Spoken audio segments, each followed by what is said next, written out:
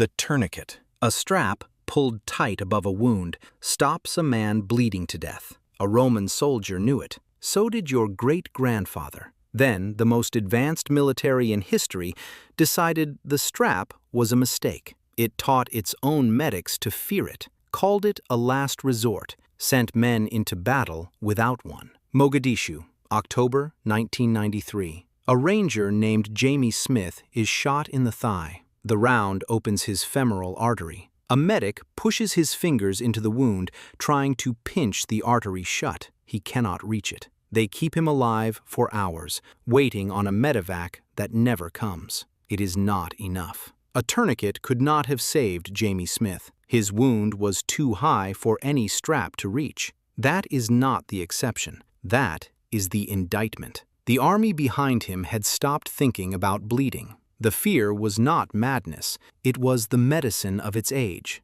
inherited. The proof it was wrong had sat in a filing cabinet, ignored, since the Second World War. This is the story of why the best army on earth came to fear the strap that stops a man bleeding, the men that forgetting killed, and the battle that finally made it remember. Start with the wound. A rifle round, or a shard of shrapnel, tears open the femoral artery, the thick vessel that runs down the inside of the thigh. Blood leaves the body fast enough that a man can empty out in 2 or 3 minutes. Not bleed a little, empty. There is no hospital close enough to matter. The thing that saves him is whatever gets done in the first 2 or 3 minutes, on the ground, by the man kneeling next to him. For almost all of recorded war, everyone knew what that thing was. You tie the limb off above the wound and you twist until the blood stops. A belt,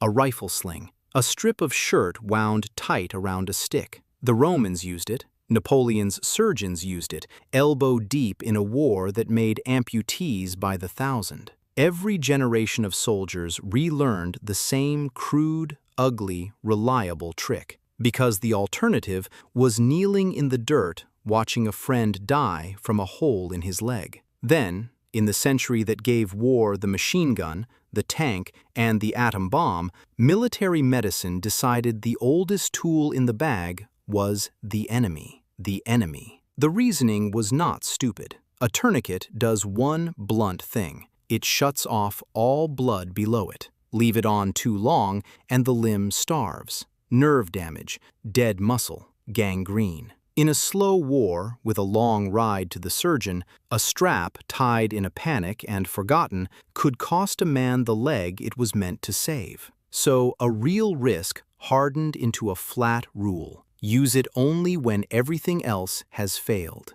The standard military surgical handbook put it in writing, in language that shaped a generation of medics. Tourniquets are rarely needed and should be used only when all other methods fail. On the requirement sheet, that is careful medicine. In the hands of a 19-year-old medic under fire, it became something else. Last resort turned into almost never. Almost never turned into a warning whispered down the ranks. Reach for the tourniquet and you are trading your buddy's leg for his life. Boys were trained to fear the strap more than they feared the bleeding. The one tool that could keep a man breathing long enough to reach a table became the tool you were supposed to be ashamed to use. And this was not some peculiar American blind spot. The whole of Western medicine had talked itself into the same corner. A British military manual from the First World War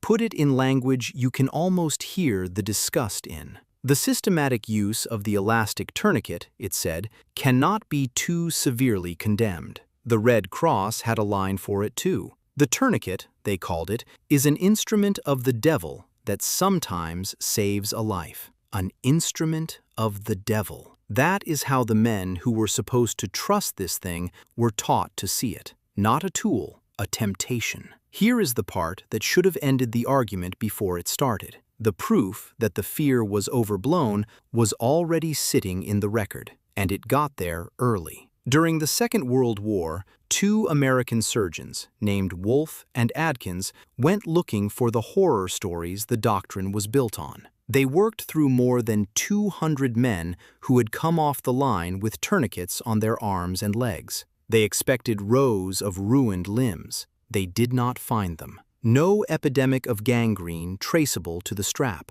No wave of amputations the tourniquet had caused. Used properly, the thing was not the monster the manual feared. That study should have rewritten the rule. Instead, it did exactly what a bad institution does with an inconvenient answer. It filed it. The teaching that a tourniquet costs a man his leg outlived the evidence against it by 60 years. 60 years, while a new generation of medics was trained to fear the very thing it had just been shown was safe. If you have watched this channel for any length of time, you already know the shape of this. An institution holding the answer it needs, stamped with the wrong assumption, waiting for a body count large enough to make someone finally open the drawer. The bill for that decision did not come due all at once. It came due one war at a time. The first war to show its true size was one the country would rather remember for almost anything except its arithmetic: Vietnam. 58,000 Americans died there. That number everyone knows. Here is one almost no one knows, and it is the one that matters most. Years after the shooting stopped, an Army surgeon named Ronald Bellamy went back through the casualty records with a statistician's cold eye. He was not counting the dead, he was counting the avoidable dead. He wanted a hard number for how many men had died of wounds a soldier beside them could have survived if the training in his hands had been right. The answer was a quiet scandal. Of the men who died of wounds they should have lived through, more than half had bled to death from an arm or a leg. Not the chest, not the head, a limb. The exact injury a strap above the wound is built to stop. Put a real number on it, and it lands somewhere around 2,500 men, by later estimates built on his data. 2,500. Killed by the one wound every army before the machine age knew how to treat. That is the word that should stop you. Avoidable. A man shot through the chest in 1968, far from a surgeon, was often going to die whatever anyone did. A man bleeding from the thigh was not. He had minutes. Minutes are enough if the reflex in your hands says wrap it, twist it, stop it. For thousands of men, the reflex trained into their hands said the opposite. Wait, press on it, save the tourniquet for when it is already too late. Now, stretch that across a decade of jungle, and it stops being a statistic. It happened the same way, over and over. A rifleman takes a round through the thigh in a firefight. The men around him do exactly what they were taught. They jam a field dressing onto the wound, and they hold it hard. And they scream for a medevac. The dressing soaks through. They press harder. The blood works its way around their fingers. By the time the helicopter comes, or does not come, the man on the ground has gone quiet. The wound that killed him is one a Roman orderly would have tied off in half a minute. Here is the detail that turns the tragedy into an indictment. The Army had the number. Bellamy's work was not buried in a vault. It sat in the open medical literature, precise and damning, on the same shelf as the Second World War study that said the same thing. Two findings, decades apart, both pointing at the same cheap fix. And the doctrine did not move. The manual still read, last resort. The medics were still trained to wait. It would take more than a number to move it. Not a study, not a line in a journal. It would take a single afternoon, in a single city, where the cost of that drawer stopped being a statistic and became a name. A ranger, a torn artery, and a battle the whole country would end up watching. October 3rd, 1993, Mogadishu, Somalia. You know the shape of this, even if you have never heard a single name from it. Two Black Hawk helicopters shot out of the sky over a hostile city. A small force of Rangers and Delta operators went in for a raid meant to last an hour. They were pinned down instead. A night and a day in the streets around the two crash sites. This is the fight that gave the country the phrase, Black Hawk Down. What the film does not linger on is how the men who were hit actually died. Corporal James Smith, Jamie to the men in his squad, was a ranger with Bravo Company, 3rd Ranger Battalion. In the fighting near the first crash site, a round tore into his upper thigh and opened the femoral artery. The Rangers around him dragged him into a building, out of the direct fire, and went to work with everything they had. They packed the wound. When packing was not enough, they took turns pushing their fingers straight into it to hold the vessel shut. A special operations medic named Kurt Schmid worked on Smith for hours. Schmid was one of the best trained trauma medics in the American military. He reached into the wound and tried to clamp the artery by hand. They kept him alive a long time, long enough to hope. The relief convoy that was supposed to reach them got torn apart in the streets and turned back. No medevac could land in a kill zone. So the men in that building held a young ranger's life in their hands, hour after hour, and waited for a way out that kept not coming. Somewhere in the dark, Jamie Smith died of a wound to his leg. Here is the hard, honest heart of it. No tourniquet on earth would have saved him. None. Smith's wound was high, up where the leg meets the body, in the region doctors call junctional. Too high for any strap to reach around. A tourniquet works on a limb you can still cinch off below it. Smith's bleed was above that line. The men working on him were not failing. They were fighting a wound the medicine of 1993 had no tool for. Sit with that, because it is worse than the simple story. The simple story is that the Army forgot the tourniquet and a man died for want of one. The true story is bigger and colder. By the time Jamie Smith was bleeding out in that building, an entire generation of military medicine had stopped thinking hard about bleeding at all. It had no sharp answer for the wounds a strap could reach, because it had spent generations treating the strap as a shameful last resort. And it had no answer whatsoever for the wounds a strap could not reach, because it had barely started to ask the question. Smith was one man. That one battle produced dozens of wounded, and among them were exactly the kind of clean limb wounds a tourniquet is built for, being worked on by men trained to hesitate. The soldiers who fought their way out of that city came home carrying more than the usual weight. A few came home as medics and doctors. They had held a friend's artery shut with their own hands and lost him anyway,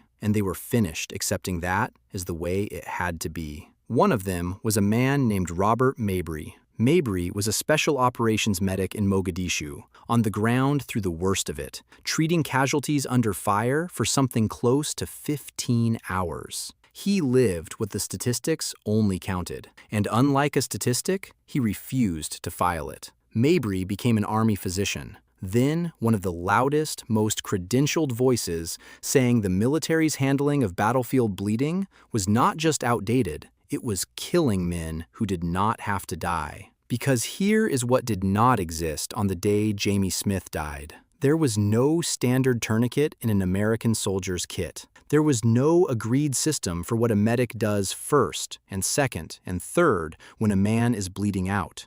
There was not even a name yet for the plain idea that combat medicine and hospital medicine are two different trades. All of it, the tourniquet, the doctrine, the whole modern science of keeping a wounded soldier alive through the first 10 minutes was still unbuilt. The men who walked out of Mogadishu were about to build it, and the fight to make their own army accept it would prove almost as stubborn as the one they had just survived. The rebuild did not start in a general's office. It started with a handful of people who had seen the problem with their own eyes and would not let go of it. The first was a Navy man named Frank Butler, a Navy SEAL who became an eye surgeon, exactly the kind of man who looks at how special operators die and asks why their medicine is a generation behind their fighting. In 1996, 3 years after Mogadishu, Butler and 2 colleagues published a paper with a plain,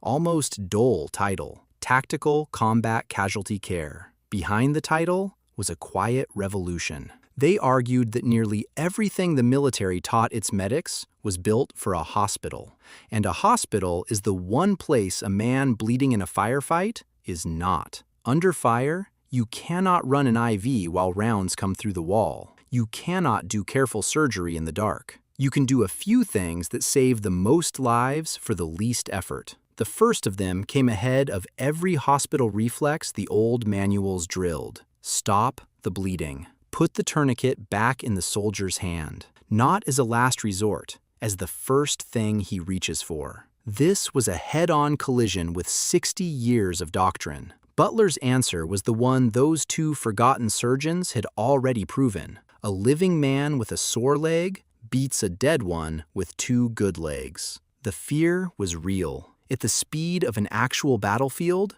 it was almost beside the point. This is where the men from Mogadishu come back into it. Robert Mabry, the medic who had worked under fire for 15 hours in those streets, became a physician. Then he sat down and wrote the definitive medical study of the casualties from that battle. It ran in a surgical journal in the year 2000, and it read like an autopsy of the doctrine itself. Here is who died. Here is what they died of. Here is what a different system would have caught in time. Butler, Mabry, and a small circle of others formed a committee, the Committee on Tactical Combat Casualty Care. Its job was to drag the rest of the military into the new century, one recommendation at a time.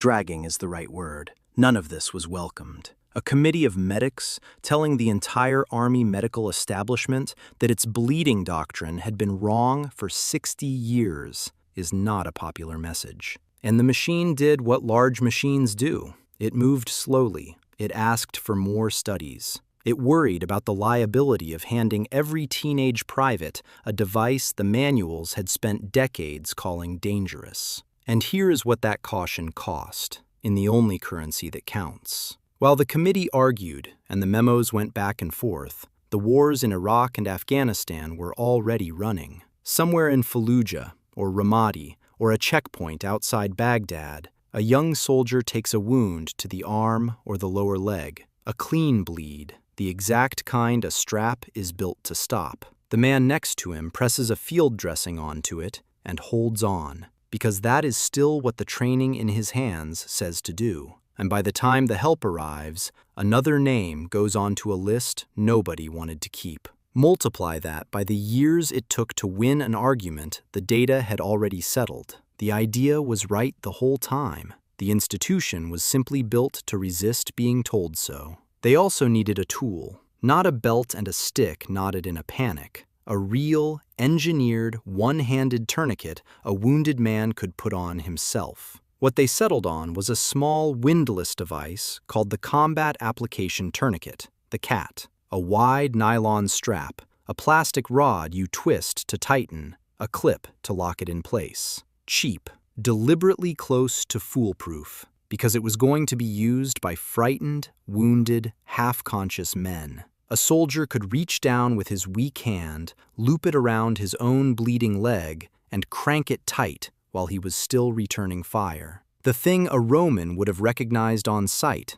finally engineered for the modern age, and small enough to ride in every man's pocket. The argument was finally won. By 2003, the Army's own Surgeon General was recommending tourniquets as standard issue for deployed soldiers. In 2004, Special Operations units started carrying the CAT. By 2005, it was standard kit for every soldier in the Army. A tourniquet in every pocket, and every soldier trained to reach for it first, on himself or the man beside him, without hesitation and without shame. The tool the manual had called a shameful last resort became the first thing a soldier's hand was trained to find. Then came the proof that buried the old fear for good. 2006, a year after the strap went into every kit, the height of the Iraq War. Roadside bombs were shredding legs by the day. An army surgeon named John Kragh sat in a combat hospital in Baghdad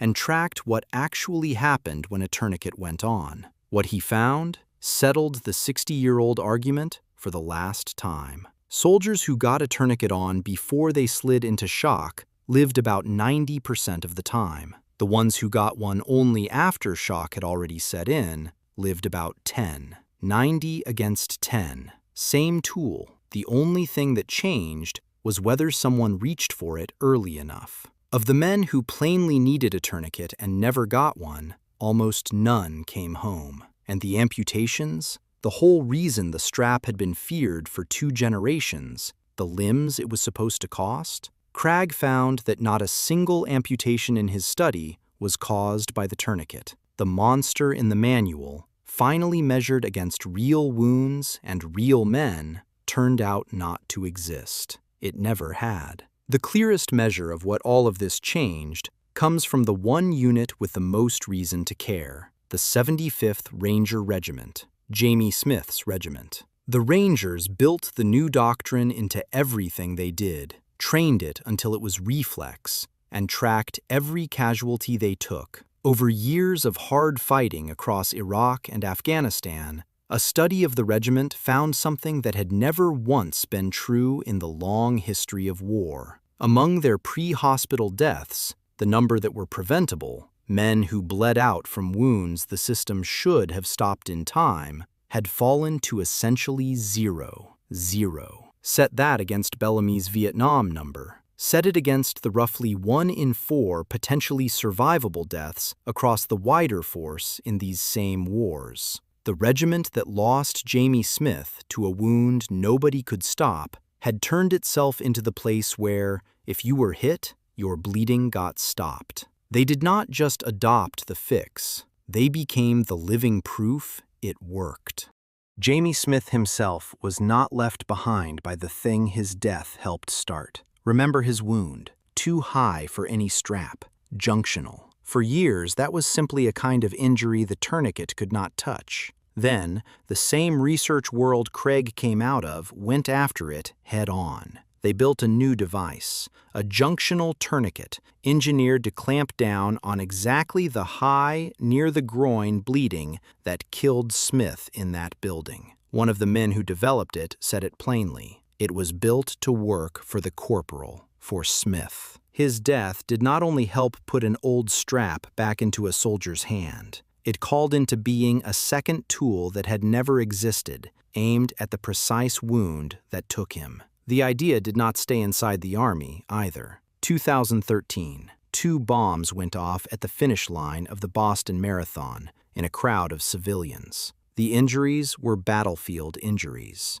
legs torn open by blast. Bystanders and first responders reached for tourniquets, belts, and improvised straps, and the real thing, because by then, the knowledge had bled out of the military and into ordinary life. A crowd of civilians on a city street did, on instinct, the thing the most advanced army on Earth had spent generations teaching its own medics to be afraid of. The strap was back where it had always belonged, in anyone's hands. Here is where it lands. The tourniquet works. It always worked. A strap pulled tight above a wound. The Romans knew it. The Second World War surgeons proved it and got filed. Ronald Bellamy counted the Vietnam dead and got filed. It took a lost battle in Mogadishu. It took a handful of medics who could not forget it. It took cold numbers out of Baghdad. All of that to put a 2,000-year-old idea back into a soldier's hand. The Army fixed the tourniquet. It never fixed the reflex that threw it away. Because the strap was never really the failure. The failure was an institution, one that could hold the answer in its own files, stamped with the wrong fear, and sit on it. Sit on it while the men who needed it were still being born and trained and shipped out and buried. The tourniquet is back in the kit. The instinct that lost it, the one that trusts the manual over the wound and the assumption over the count, is still in the building. It has simply moved on to whatever it is certain about now. Same army, Same reflex, same answer, sitting in a drawer, waiting to be needed again. If this made you want to go deeper, the vault, where I keep the full research and the sources behind every number in this story, is linked in the description. Subscribe for more, and the video on the screen now is the next one this channel would put in your hands.